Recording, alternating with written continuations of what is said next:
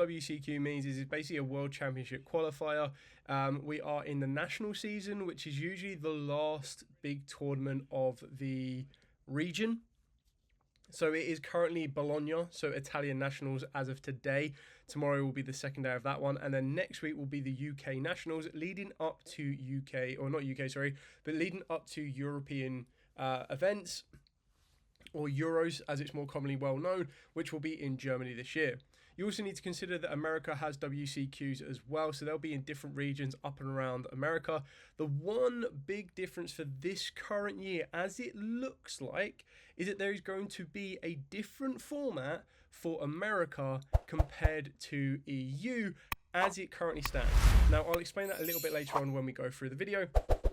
But the main kind of premise is Battles of Legend Monster Mayhem has been delayed in the European areas, but it has not been delayed in America and Canada. So it means that all of the WCQs that America are going to be going through as of next week, because remember the official release date or the original release date for Monsters Mayhem was going to be this Thursday, so it would have been legal for UK Nationals. That will be legal for the first American WCQs, but it won't be legal for the UK Nationals, and it is yet to be seen if the set will be out on time to be able to be used for Euros for us, but it will still be in full swing. I highly assume that if it's not in place for Euros, the chances are that it may not be legal for Worlds, which is in Paris this year, which would be quite interesting, because then it means what would be really, really weird, even though that the Worlds list is completely different anyway, but it means that all of the American WCQs will be technically played under a different list. Now, it may not make the biggest of differences, but like when you need to see it is that Punks will be running around in America alongside Dragon Maids and Orcust being like the main highlights of that set. Then you do have other cards that will be utilized in some strategies. There might be some people that want to be playing Fables. There might be some people that want to be playing the new DD cards. I doubt it as it currently stands, but that's just something that you need to be aware of, that technically there'll be a bit of a disparity between what's happening in America and what is happening in the EU. And that will bring me on to the points I'm going to be taking you through today for this video. So this video I'm going to be bringing you today is all going to be about preparing for a WCQ. So if you are a brand new player into the game and you want to be looking forward to the WCQs of next year, if you are a player right now that wants to be prepared for nationals, what do you do with how much time you have left? And as a player myself, I'm going to bring you my own experiences, my own kind of points in 5 very easy to follow stages and 5 easy to follow steps, so you have a bit of an understanding of where do you start playing the game of Yu-Gi-Oh, how do you build through it. Now, this isn't a tutorial video of how you're going to become the best duelist ever, because evidently I am not the best duelist around. I haven't really been able to top big events as of yet, but it is still something that I would be aspiring towards. I'm just going to be able to give you the baseline introduction of what you need to do, and ultimately it comes down to how much time you're willing to put into the game and how much time you're going to be willing to get out of it. So I've kind of gone a little bit like that one. I'm trying to let the chat warm up a little bit more. And then we'll kind of talk through it. But the idea behind these stages, they're just going to be kind of breakdowns of what you want to be doing from the very beginning, and then working your way up to preparing for a big event. What's going to be the difference between like a regional to a WCQ to a Euros and Nationals and all of that jazz in between. So before I get cracking onto that one, good evening to Spiros. We have literally just started the live stream, so I thought I'd do this a little bit more informative. I wanted to do it at the end of the first day of the Italian Nationals, so I didn't really kind of detract from the viewing of that one, because I think that's one of the very big important points as well, which is all going to be about researching the format in general. So I'm going to crack on with this list, go through it. This will be available on catch up afterwards, so this will be available coming out tomorrow.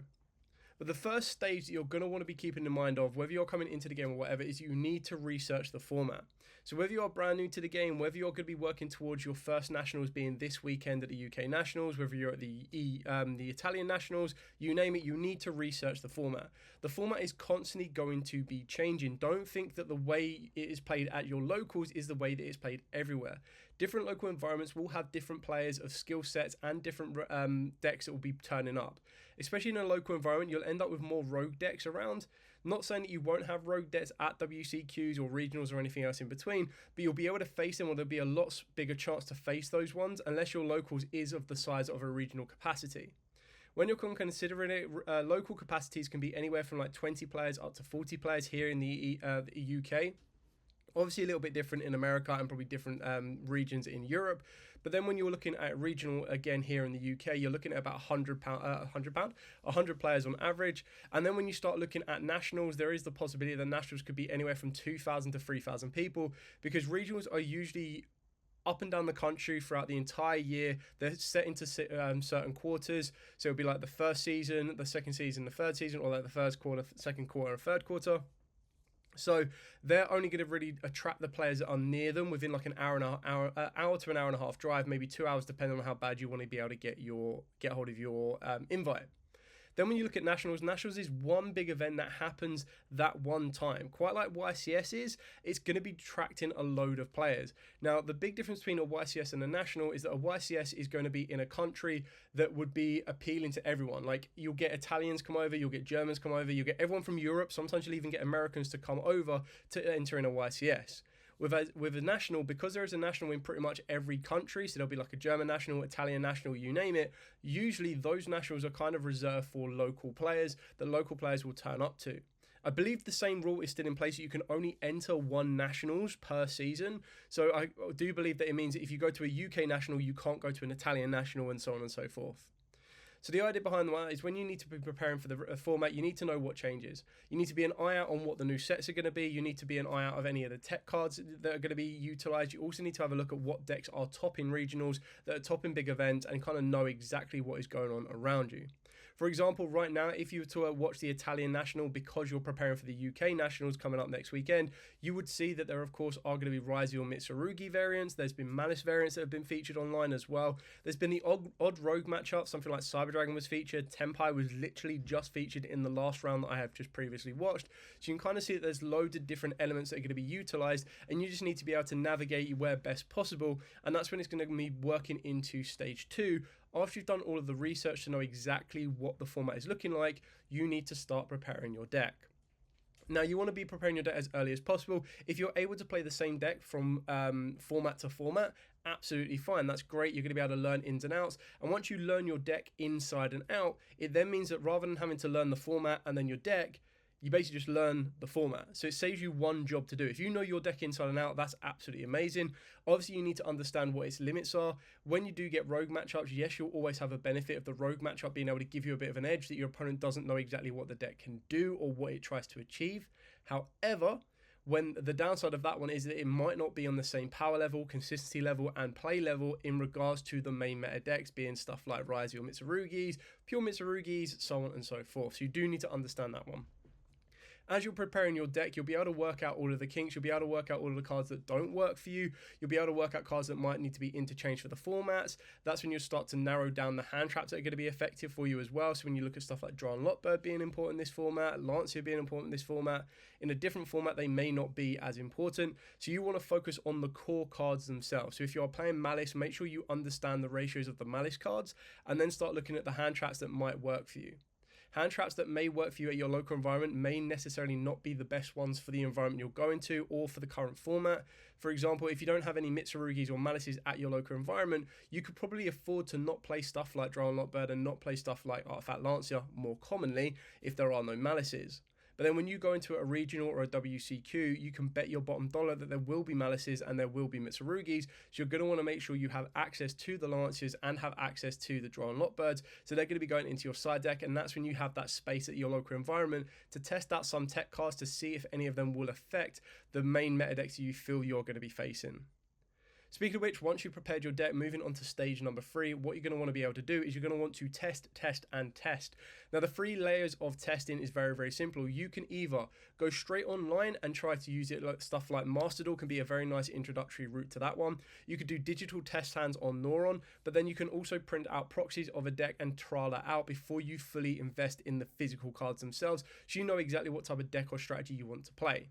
Once you've narrowed down the deck and strategy that you want to play in a digital kind of scenario without having to invest huge amounts of money, that's when you can start transferring it to physical cards. So the second stage of testing will end up being something like your friend base. Being able to test in a nice little friend base can also be very, very useful for you, especially if they are going to be on a competitive level, because rather than having to play a best 2 out of 3 and then it changes and the luck changes around a little bit and then a little bit more depending on what week you're going to be going to your local environment, being able to play one-on-one with a friend, you can just go and go and go and go and go until you know those matchups inside and out. Now that's obviously going to be much more beneficial if both of you are on the main meta deck. So if like one friend is on Malice and one friend is on Mitsurugi Ryzeals, you'll be able to burn that matchup down into the back of your brains, so you know exactly where their weak spots are, you'll know exactly how they try to adapt, and you'll know the exact same of what your weak spots are, where you try to adapt, and then can probably try and catch your opponent off guard by going down a different direction that might give you a bit of an edge once you do face them at a bigger event. Now, don't get me wrong, if you are on a rogue matchup, that is another very, very good way to test against your friends. If you have one friend that's on Malice and one friend that's at Mitsurugi Ryzeal and you want to be on, example, Cyber Dragons, you will be able to learn those matchups inside and out. You will also know what the natural responses are going to be from your opponent when they want to interact with the Cyber Dragons if they are not familiar with it. You'll also then get an understanding that once your friends get more and more common and more understanding of your deck and your strategy, then they'll start to figure out what they want to activate. So then you'll have an understanding that if you do face someone, you're not relying on the surprise factor alone to carry you through to the end. You actually know when your opponent gets more familiar with the cards, what they're always going to try and target, what they're always going to try and negate, and then try and navigate around it or play through it. The final level of testing will, of course, be taking it to the local environment. That's when you're going to get a range of competitive kind of input, competitive matchups. But then, of course, you can then move your way into the next stage, which leads us into stage number 4, which would be to attend events. Now, start off by attending locals. Once you go from locals, you can then look at your regionals in the area. These are some of the places you want to be looking for, traveling about 1 hour, maybe 2 hours maximum, depending on how much you are willing to travel for that tournament. And these will give you a much higher level of competitiveness. This will take you from a local environment of 20 to 30 players to a local environment that is going to grow a little bit more with a bit more competitiveness, as there's going to be more prizes on the line, moving it up to a player base of probably anywhere from 50 all the way up to about 100 players. Sometimes in certain areas you will get like London regionals that can push to 100 to 200 players, but then more times than not your common area for the regionals will be about 50 to 100 players, and that will definitely give you a very nice range, because the later on the day goes, like at a local environment, if there's only going to be 20 players, the chances are that your rounds will be a little bit more vast. Like your round 1 will be rogue, your round 2 might even be rogue, maybe even your round 3, and then your 4 and 5 might be meta as you're playing it out for the final spot. Whereas when you're going to a regional, you could start at a main meta deck all the way back from round 1, and you have to carry that all the way to round 8. So you're going to have more rounds to play. Not only are you going to have that, but you're also going to have a higher level of competitiveness, especially in your later games, because that's when it's really going to start cooking up, because the players you are facing are those that are going to be narrowed down towards that top 8 spots, which is what everyone is going to work towards. Another very good place to trial out your deck as well will be OTS Championships. Unlike regionals, these are a little bit more confined for the pure fact that they're a little bit more common, but rather than regionals being darted around on every weekend, Saturday and Sunday throughout an entire period, or like throughout a month to 3 month period, OTS Championships all happen pretty much in the same place on the same weekend. So there might be, for example, an OTS tournament down in London on the exact same day that there is an OTS tournament also up in like Hertfordshire, and then working your way up to like Cambridgeshire, Peterborough. So there'll be loads of OTS championships where you'll probably get like 1 or 2 regional maybe on at the same time, unless they're going to be in different areas of the UK. OTS championships, they'll all be on Saturday or they'll all be on Sunday. So your player base will be shrunk and stretched a little bit further. So they'll still be very, very good to be able to learn it. And it'll probably go something like locals to an OTS championship to a regional, and then that's like where you're working into the way of nationals, YCSs, WCQs, and you name it. Moving on to the final one. Now, this is number 5. Well, I say the final one. This is the penultimate one. I will give you a 6th one just to kind of tie it all up in a nice little bow. But number 5 is basically pack your bags. Once you've gone through, number 1, research the format, you know exactly what you're going to be facing. Number 2, you've prepared your deck inside and out because you have gone through number 3, being test, and then you've worked into attending events, so you're used to the environment that you want to be working towards. You know the player bases that you might be facing, you know the level of competitiveness. You can work your way into packing your bags. So as another sub note, these are all the items you're going to want to be packing in your bag for a WCQ, because trust me, you do not want to be leaving any of these behind. And one big advice that I will have for you is double check your bag and try and pack it the night before. So what are you going to want in your bag? Well, you're definitely going to want your deck. You can't play Yu-Gi-Oh if you don't have your deck. You're going to want a playmat, ideally, and you're also going to want dice. Follow that up by being able to have a pen, paper, and calculator. Yes, of course, you can use Neuron, but make sure you do bring a charger and, of course, deodorant. But I'd like to think that those are a given in your bag for any one tournament. The last thing, and probably the most important thing you're going to want, but keep in mind you can do this on your way to the event, and you can have digital copies. Back in my day, and I say back in my day, it was literally like last year, was paper deck lists. You need to make sure you have your deck list ready. My biggest advice to all of you is to hand it in or submit it on the night before. Don't even think about it. Don't even try and change it. If you've done enough testing and enough preparation, you should be pretty much good to go.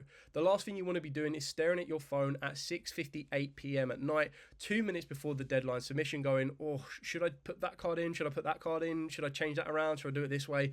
I've been guilty of that one. I've made a last minute decision. I had 2 deck lists ready to go, and I was like, do I want that one or that one? Do I want that one or that one? And I flipped a coin over it and then still wasn't happy with the outcome. So went with my gut and went with a different one that I just didn't enjoy and didn't play. So again, that was just me not being prepared. But the idea is that if you are prepared enough, you will have your deck list submitted the night before, so that when you're turning up to an environment or turning up to an event and everyone's running around like madmen going, oh, I need to get my deck list in, I need to submit this, I need to go find this card, I need to go do that. You're sitting there chilling, entering side events with either 1 or 2 decks, depending on what you want, and kind of going from there. Another little bit of advice in regards to packing your bag is sometimes is worth packing a second deck if you have access to it, just to kind of break the mold a little bit, break your brain, give it a bit of a rest, so that if you do want to enter a side event, rather than just burning yourself out on the same deck over and over and over and over again and getting slightly bored, you can trial out a different deck just to kind of give you a bit of a palette cleanser and something a bit freshened up. But there's no issue if you wanted to sweat out on the exact same deck as well, because at least you will get off all of that round 1 rust, so you're ready to go as soon as the event starts. Now, the one big thing is regionals will be 1-day events. When you're looking at WCQs, they will be technically 2-day events, but branch onto a 3rd day, because you will usually turn up on the Friday where at all possible. This thing allows you the time to do side events, pick up your entry participation prizes, and then pretty much just chill out for the evening, ready to rock and roll for usually 10 a.m. the next day for your round 1. Now remember, nationals usually end up going over for 9 rounds day 1, sometimes 10 depending on how many players, and then you'll be looking at doing 3 more rounds on the Sunday, not to mention if you make top cut. And if you do make top cut, you could be looking at anywhere from a 4 to 5, I believe, additional rounds, because it's 64, 32, 16, 8, 4, and then top 2. So your final round, so that could be 6 rounds, and hopefully you are one of the ones that does get to the final. And then the final little pointer that I'm just going to be able to use to sum up all of these things is to enjoy every single second of it. Whether you have an incredibly good day, whether you have an incredibly bad day, always use it as a learning curve. You're not going to be entering in this tournament straight away, be your first WCQ and winning the WCQ. That's going to be a very, very minute opportunity, but it will come up. The best thing about it is just make sure you learn from everything you do.